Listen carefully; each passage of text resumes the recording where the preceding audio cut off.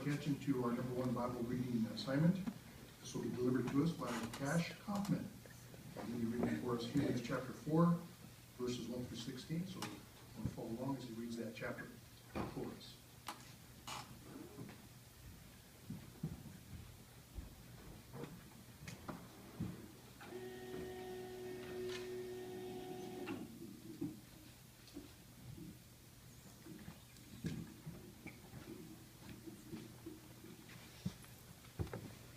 Therefore, since the promise of entering into the rest remains, let us be on guard for fear someone among you seems to fall short of it.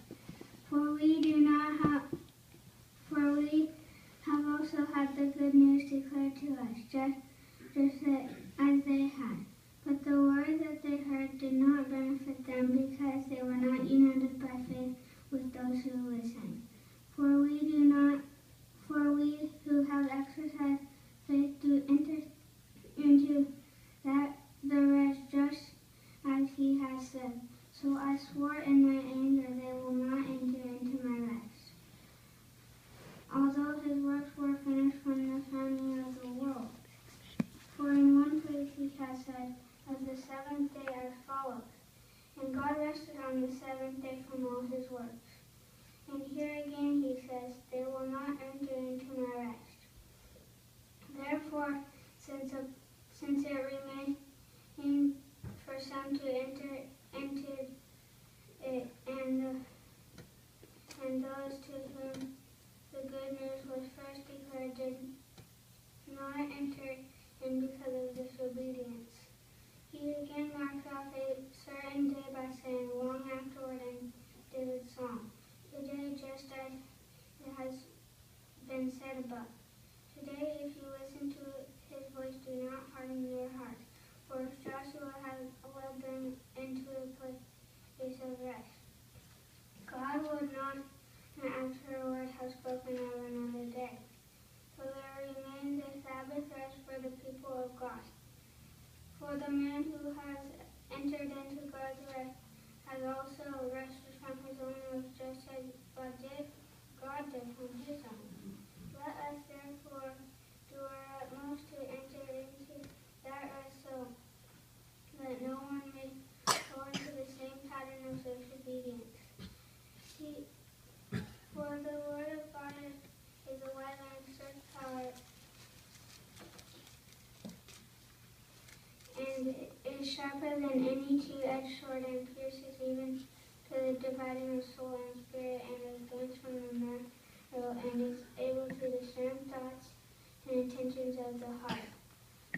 And there is not a creation that is hidden from his sight, but all things are naked and openly exposed to the eyes of the one to whom we must give an account. Therefore, since we have a great high priest who has passed through the heavens, Jesus, the Son of God, let us hold on to our public declaration of him. For we do not have a high priest who cannot sympathize with our weaknesses, but we have one who has been tested in all respects, as we have, but without sin. Let us then approach the throne of undeserved kindness with freeness of speech, so that we may receive mercy and find undeserved kindness to help us at the right time.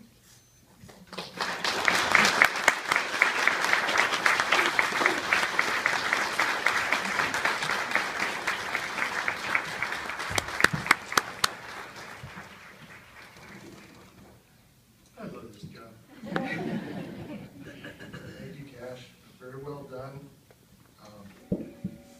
Certainly is encouraging to all of us to see such a young one come up and fulfill an assignment as well as you have. What came to mind as you read through the material was in our BE book, study number 16, poise. Now, pretty young guy, and yet he demonstrated a lot of poise. And how is that possible? Well, the BE book helps us to appreciate that whenever we deliver a message, we want to be well prepared. And obviously you were. On page 136, the box there says, prepare well, practice your delivery aloud, trust in Jehovah. No doubt that was certainly something that you did. And so Poise is something that helps the audience feel comfortable. You feel better in the delivery of the material because you're confident and you exude that as you read the material.